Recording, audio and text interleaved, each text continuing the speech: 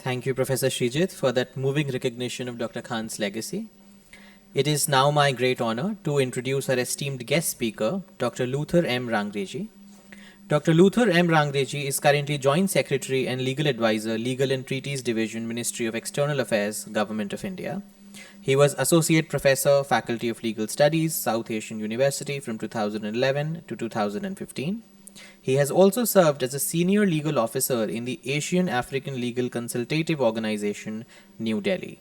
Most recently, Dr. Rangreji was posted as Counselor Legal at the Embassy of India, The Hague, where he was a member of the Indian delegation to the Kulbhushan Jadhav case and Deputy Agent Enrica Lexi arbitration, also Italian marine case.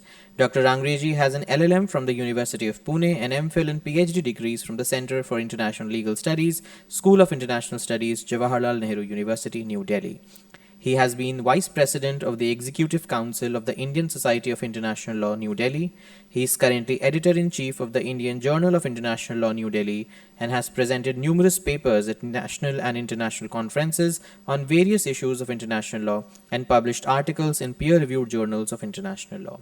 We invite him to deliver the Professor Dr. Rehmatullah Khan Memorial Lecture on International Law and the Protection of Global Climate. Please give him a warm welcome.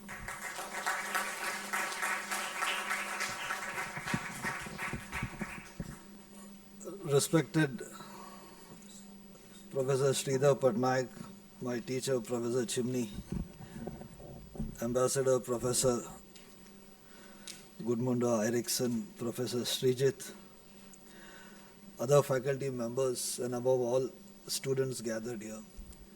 It's a pleasure to be here and a personal honor for me to speak and deliver the first Professor Rehmatullah Khan Memorial Lecture that has been organized by the O.P. Jindal Law School. It's also a humbling experience to speak about someone whom I have known, and we fondly called him as Professor Khan. I knew Professor Khan since July 1991 when I joined the Center for International Legal Studies, or CSDILE it was then known as. As a part of my coursework for MPhil, he taught me legal controls of international conflict, and in the second semester he also taught some parts of international environmental law. Professor Khan was a giant in the field of international law, whether it is in India or abroad. What he did as a teacher, a scholar, and an administrator is well documented, well known. Professor Patnaik and Professor Srijit have already told everything one needs to know about him. But what is important for me is his contribution to the scholarship of the discipline of international law, especially in our part of the world. Professor Khan wrote prolifically on a diverse number of topics, some of which include the Cuban quarantine case and the United Nations. I think this is the best article written on the subject. The World Court judgment on Southwest Africa, the Kashmir problem, international legal controls of marine pollution, the fisheries jurisdiction case, the normative character of the new international economic order, legal implications of the extension of the exclusive economic fishery zones, boundary disputes in the Indian subcontinent. Later, he also wrote on planet Earth and the environment, topics such as climate change. Another topic was United Nations good governance, including global governance. As Srijit mentioned, he also wrote on environmental disputes, India's experience with dams. A beautiful article he wrote in the Indian Law Institute on international law as a discipline in India, a very small piece but an enlightening article.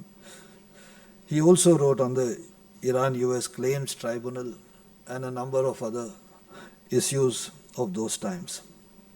I took some time to list all of these to show his diverse interests in not only matters of topical interest but also matters that were of real concern to India and the developing world. When I joined JNU, I think it was a very fascinating place to be in. You had what we call as Friday seminars in Jawaharlal Nehru University. And Professor Chimney is here. He can, bear this out. There were heated debates, heated discussions on topics such as the Dunkel draft, the first Gulf War of 1991, the Lockerbie and Nicaragua cases at the International Court of Justice, the law of the sea issues, especially, entry into force of the law of the sea, which came up only in 1994. I think I was distinctly lucky to be taught by some of the finest teachers, Professor Khan, Professor Anand, Professor Mani, Professor Chimney, Professor Tyagi, and Professor Desai. And it was a difficult time for me personally to have come. I had left a comfortable job in the Maharashtra Civil Services, and I joined in 1991. But I can tell you with great amount of honesty that I never regretted that I had joined the JNU as an MPhil PhD student. It was largely because of the teachers that I had at that school.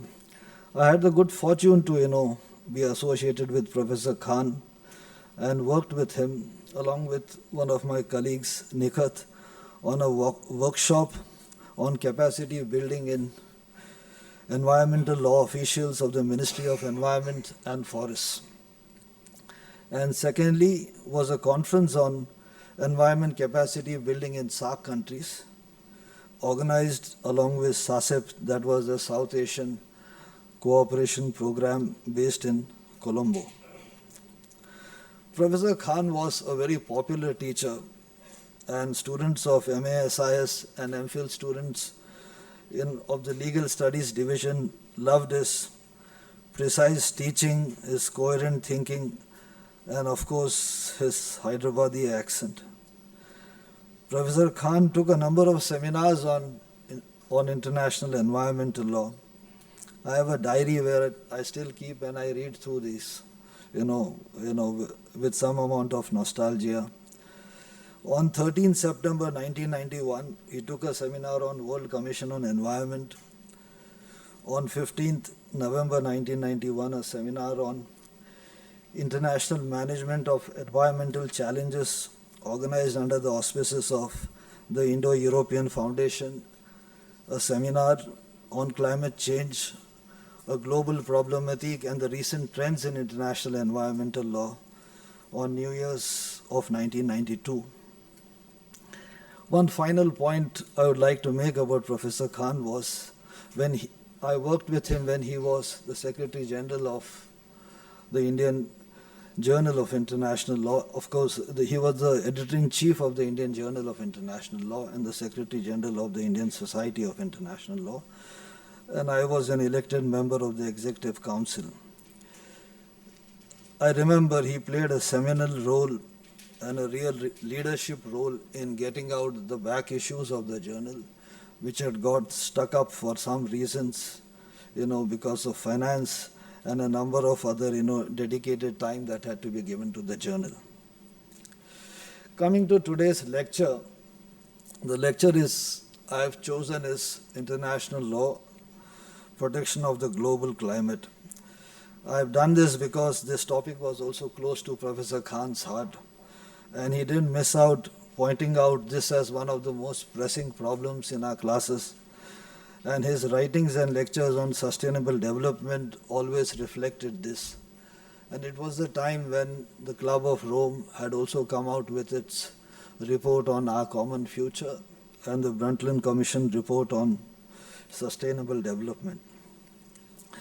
My lecture would be in three halves: a short background on transnational harm and the evolution of some understanding of international environmental litigation. The second part is a broad appraisal of the existing legal regime on climate change. And the last one would be to look at some of the challenges that exist today, not only before communities, not only before countries, but also various communities that are grappling with the challenge of the challenge of climate change. I also begin with a rider and a disclaimer that what I speak in this memorial lecture is my own articulation of the subject, doesn't reflect in any way the policies of the Ministry of External Affairs or the Government of India. International law, as we know today, is, as has been said by a number of speakers, earlier, is a positive law that owes its theoretical moorings to Western ideas and philosophy.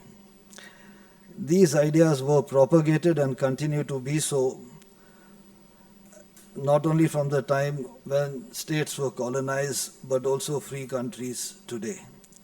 The international law most Asian African states inherited was shaped by the policies of the colonizers, along with their uncontrolled greed for rapid industrialization and unjust enrichment through control of raw commodities and natural resources such as coal, oil, gas, and others.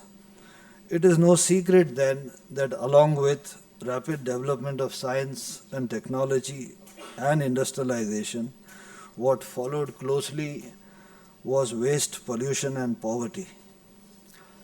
Environmental thinking came to this part of the world because of the effects of industrialization and education.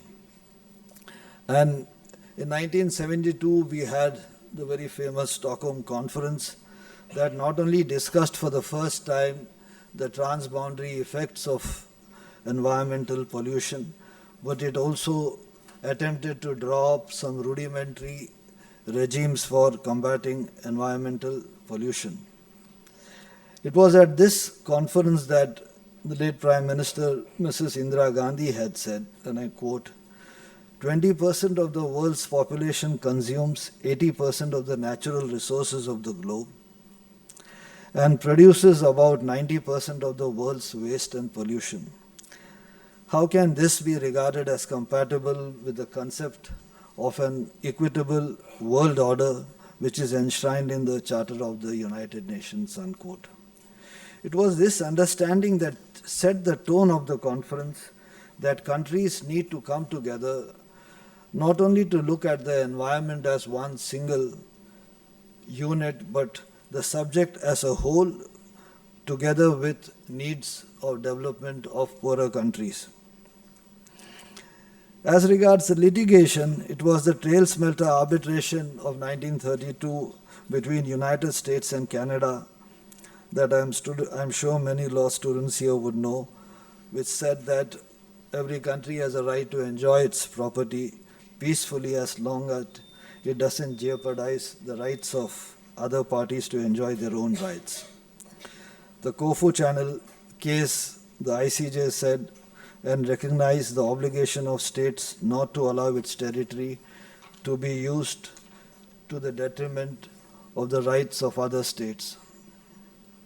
It was Principle 21 of the Stockholm Conference which for the first time laid down that states have the sovereign right to exploit their natural resources pursuant to their environmental policies and the responsibility to ensure that activities within their jurisdiction and control do not cause damage to the environment of other states or areas beyond the limits of national jurisdiction.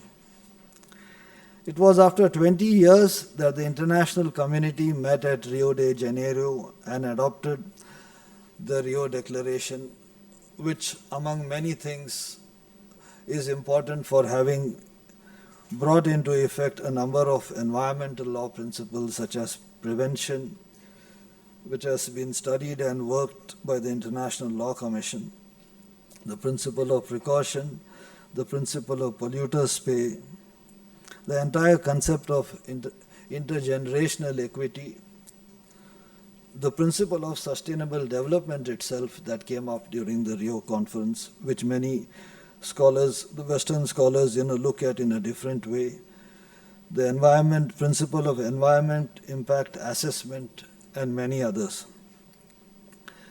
More than anything else, the declaration established the need to move away from a romanticized understanding of the protection of the global environment for environment's sake to the need for harmonizing concerns of environment along with the development needs of all countries. It was at this conference that three important treaties came up for consideration. One was the UNFCCC, you had the Convention on Biological Diversity, and lastly, the proposed Global Framework or Convention on Forestry. The first two were negotiated and adopted, but the one on forestry could not be done because of the opposition of Malaysia and a number of other like-minded developing countries who opposed this not only as an infringement of their permanent sovereignty over their natural resources, but also as under the right to development, which was not only propagated during that time, but had also gained currency as a General Assembly resolution. For sake of brevity, I would skip at looking at a number of other international conferences and negotiations that took place, but come to the present crisis, as some call, when the United Nations Secretary General Antonio Guterres remarked that the planet Earth was beset with a triple planetary crisis. And this triple planetary crisis consisted of a climate emergency, massive pollution of the oceans and loss of marine biodiversity, and plastics pollution. In this regard, way back in 1988, General Assembly adopted the resolution 43/53 titled Protection of the Global Climate for Present and Future Generations of Mankind, and had declared that climate change should be considered as a common concern of mankind, and had also highlighted the need for a global framework to combat climate change.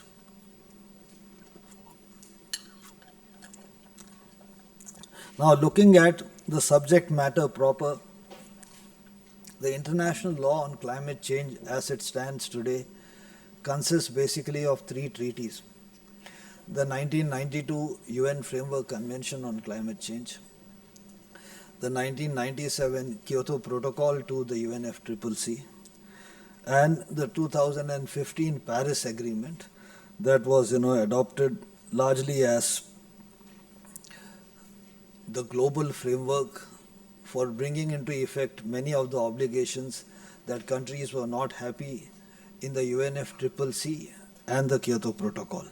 Let me just take some time to tell you what this is before I go to my last aspect of my lecture. The ultimate objective of the UNFCCC, as put in Article 1 of the convention, is to attain stabilization of greenhouse gas concentrations in the atmosphere at a level that would prevent dangerous anthropogenic interference with the climate system. Article 3 of the UNFCCC provides a set of principles needed for this purpose. Now, these principles, generic as they are, they deal with the special circumstances of particularly vulnerable countries, provide for undertaking precautionary measures to anticipate, prevent, or minimize the causes of climate change, and also mitigate and promote sustainable development and cooperate to have a supportive and open international economic system. Now, these principles, as a number of scholars have written, are not only the foundational principles, but they are the principles on which the treaty is supposed to have been put in place to attract global adherence. It was not a treaty that was, as many scholars say, as a negotiator I don't believe this, but many scholars say that it is a weak soft law treaty. It was not that. I think it was an intention of states to join for a global framework in a minimalist way. You cannot really force countries to undertake hard binding obligations. So once this adherence was assured, what came later was the Kyoto Protocol. But an important part of the treaty which is now trying to be derided, which is I regard as a foundational principle, and a number of developing countries do this, is what is called as the common but differentiated responsibilities and respective capabilities, also called in its abbreviated form as CBDR-RC. Now this principle has its birth in the entire genesis of the global climate system. If you look at industrial revolution that came up, there has been a study from 1819 to 2019. 57 or more % of the entire global climate budget, or carbon budget as they call it, has been denuded or degraded by the developed countries. And the per capita emissions of developing countries, including India, has not been, China is around 8, India has been only 4.5%. So the UNFCCC puts these principles in place that the people who have created the climate mess, people who have brought in this climate problem, should be the ones who show leadership, who take the lead, and they have binding obligations. And these binding obligations, they came up in the Kyoto Protocol. The UNFCCC, as a framework convention, it provided Annex 1 countries, that are developed countries, to take policies and measures on greenhouse gas mitigation with the aim of returning individually or jointly to their 1990 levels of greenhouse gases by the year 2000. The developed countries who were listed in Annex 2 had additional commitments to provide new and additional financial resources to meet the agreed costs incurred by developing country parties in complying with the reporting requirements, and also to meet the agreed full incremental costs of developing countries in implementing emission reduction measures. Now, to put into effect this convention, you also had a body called as a Conference of Parties, a large deliberative body. It's like an assembly, a general assembly of climate change countries, was created. And from 1995 to this date, you have had 28 Conference of Parties. India also had one in 2002 in India. The next month you are having COP29, which is going to be held in Baku, Azerbaijan. Now these soft law principles or soft law obligations, traditional international lawyers would not agree that there's anything called as soft law. There are obligations or there are no obligations. But environmental treaties do have obligations that do not punish you. You don't have compliance. Most of the ones in European countries may be slightly different because you have a homogeneous economic system and the development is literally same in all the countries. So you can actually have a stronger, more stringent compliance mechanism there. But you can't have the similar one where there is disparate conditions between richer and poorer countries. To put this into place and effect, the Kyoto Protocol was adopted in 1997, and two clear annexes were provided. Annex 1 for developed countries and non-Annex 1 you had for developing countries. Now, emission targets only applied to developed countries. The protocol established a quantified and time-bound greenhouse gas emission mitigation obligations, and this required Annex B countries to reduce their overall greenhouse gas emissions by 5% below 1990 levels in the first commitment period of 2008 to 2012. There were also individual targets for countries towards this aim, ranging from 8% below 1990 levels for EU and other member states, and 10% below 1990 levels for Iceland. It was something different for your country, Ambassador Eriksson. As is well known, the Kyoto Protocol put into effect three market mechanisms. These were called as joint implementation between developed countries, the clean development mechanism between developed and developing countries, and emission trading largely between developed countries. Now, as was expected, these trade mechanisms they set off a flurry of activities between the developed countries, and they wanted to have what are called as KELROS or emission quantified emission reduction target certificates, and it was supposed to not only get these certificates but